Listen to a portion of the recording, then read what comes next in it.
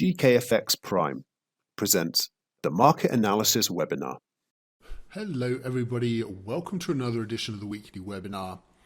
Well, the interesting thing last week from my perspective was that on Friday we had US inflation data beating expectations and reaching a new 30-year high, but the dollar actually sold off on the news. So good data, but bad reaction in the currency is always an interesting sign. And it kind of plays into what we were talking about in last week's webinar, that there's just a bit of a consolidation going on, a bit of a potential topping process in the US dollar. Now, whether it's just a top or just a consolidation and the trend continues may rest on what happens this week, because it's quite a big one for the central bank meetings, especially the Fed, who might be about to speed up the tapering because of the high inflation in the US. And if that's the case, it's generally strong for the dollar. But of course, it does depend what the other central banks announce for their respective currencies. This week, we've also got the ECB and the BOJ. The S&P 500 hit a fresh closing record high at the end of last week. So pretty much the stock market bounced back entirely from that brief sell-off in November. And otherwise, it was a pretty good week for gold. A pretty good week for oil, but gold is kind of consolidating. So we'll talk about all of that and more. If there's anything you'd like us to discuss outside of those topics, outside of the charts you see on the screen, please let us know. Drop us a comment. Otherwise, please just click that like button on these videos. That always really helps. So taking a look at the euro first, pretty clear downtrend obviously on the daily chart, but this is the consolidation, the potential bottoming / topping process in the dollar that I was talking about. So if we drop down to our 4-hour chart, it's kind of more like our trading time frame. You can see it's the 112 and the 114 levels that are kind of capping us, and we've got a pretty clear resistance through here. Didn't get as high as that last week. And now we've got this level, which is about 112.30, acting as support. So, and then you just look at what's happening with the moving averages. You can see, okay, price very much below, trending very hard down, pops above the first moving average, pops back up towards the second moving average, trends lower again, finds support, pops above the longer term moving average, but then drops back below it again, and chop, chop, chop. Both the moving averages in about the same place. There is no trend right now. So, it's your choice depending on your trading strategy. Either you just sit on the sidelines and wait for a break one way or the other for the trend to resume, or you can attempt trades at the top and the bottom of these ranges. So you can see that actually selling the top of the range worked okay so far, buying the bottom in this intermediary part. Maybe we're going to drop down to 112. That offers an opportunity to buy too. But just bear in mind the longer term picture does still feel pretty bearish for the euro dollar for now. Moving over to the British pound. So we had a break of this pretty clear cut down slipping trend line. This was the kind of flash crash low from late November, and you can see a few false break belows, and finally we popped up above the down sloping trend line, slightly above the short-term moving average, but as you can see, we kind of faded back below it. So similar situation.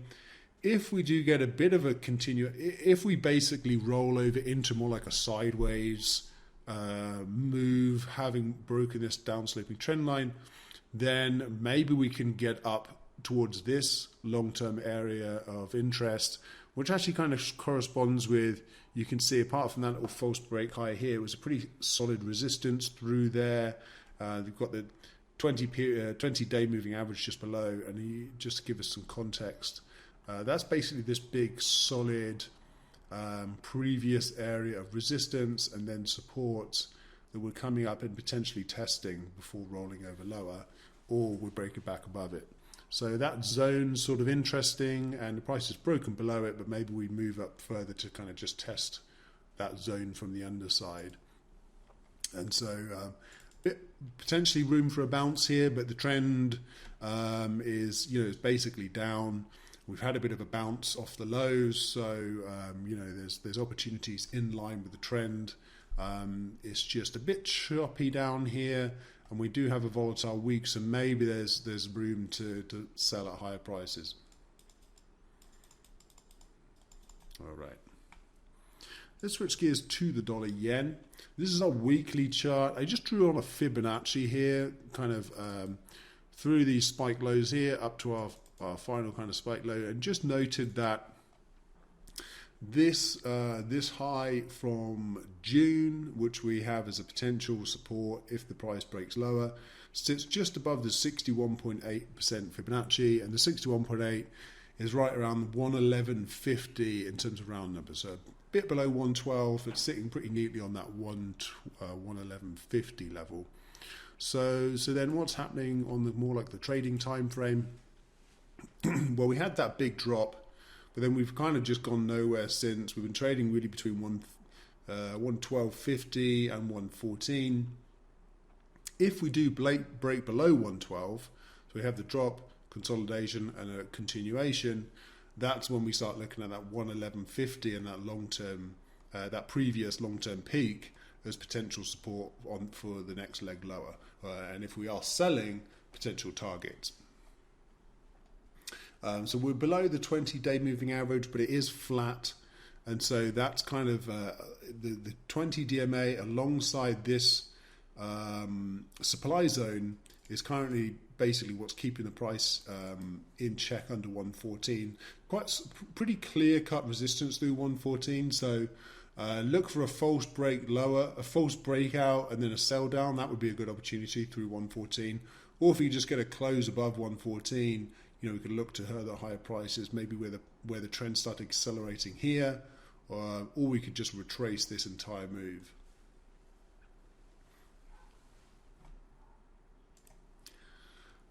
Gold still in a kind of downtrend formation, but flattening out, similar to the other dollar pairs.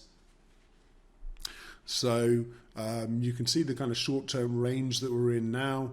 We can look for breakouts from the top of the range here, around 1790, to come up and test. We could potentially get 20 points above, up towards 1810.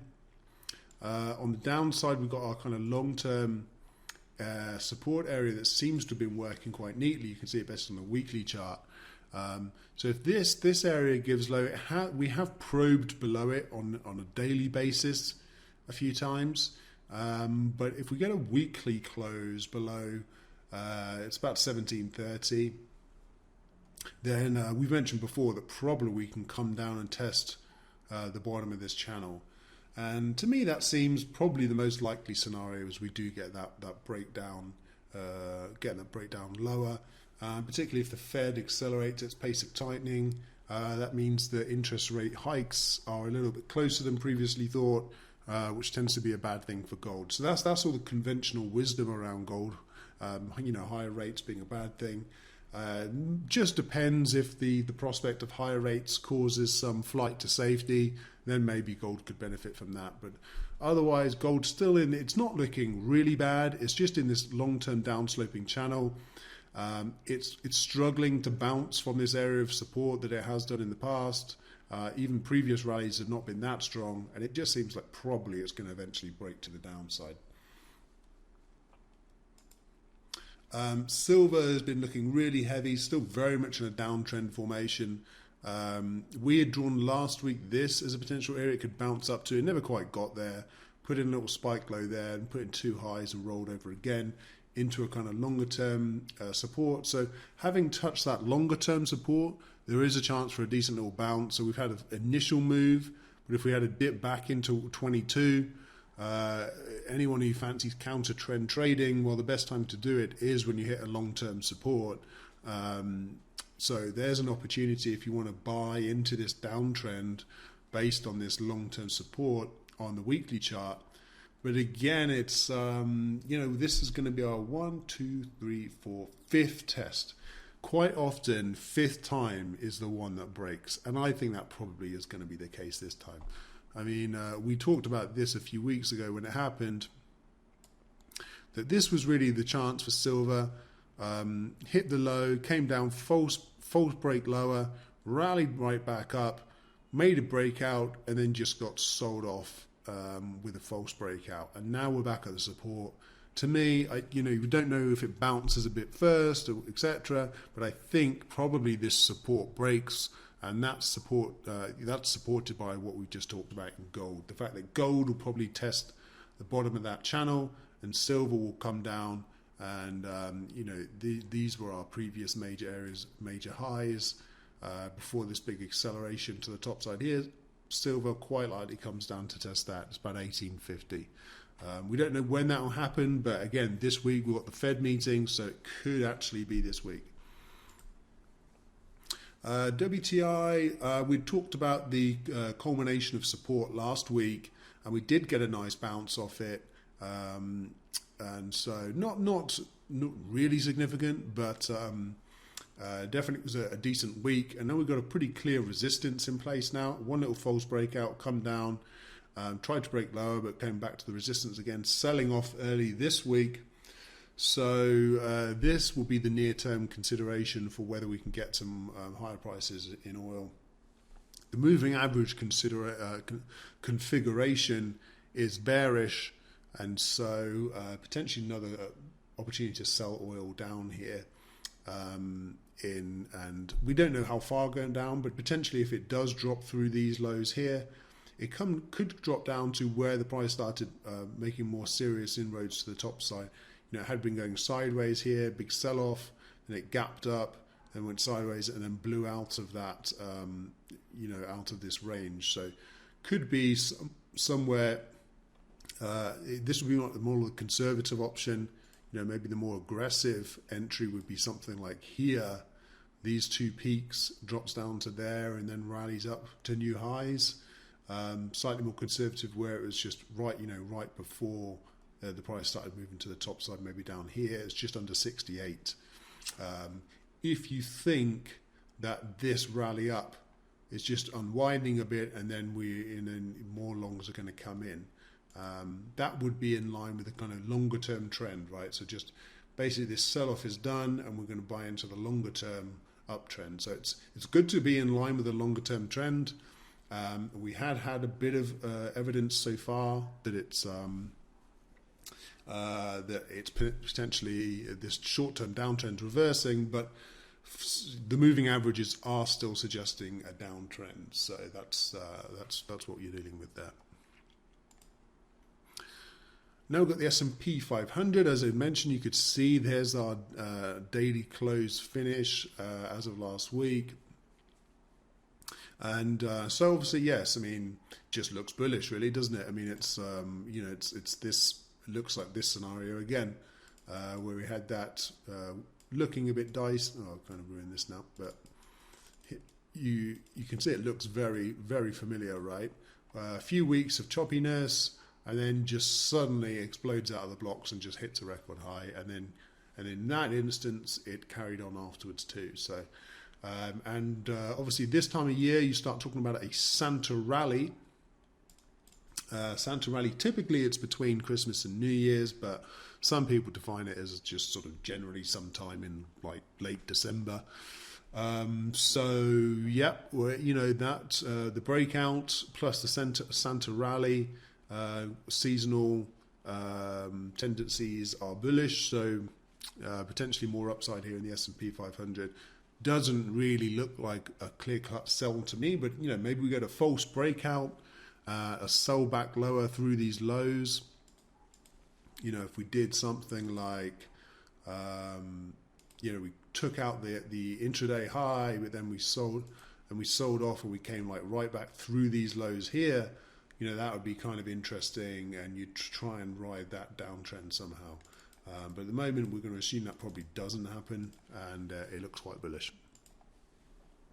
Bitcoin also, I wouldn't say bullish, definitely a downtrend still in place on the 4-hour chart, but it's steadied a bit, and it did get above 50,000 over the weekend. It's down a bit at the start of the new week, but it's consolidating, and maybe some big players are coming in and buying at 50,000-ish, and so what's happened, we had a good decent run up.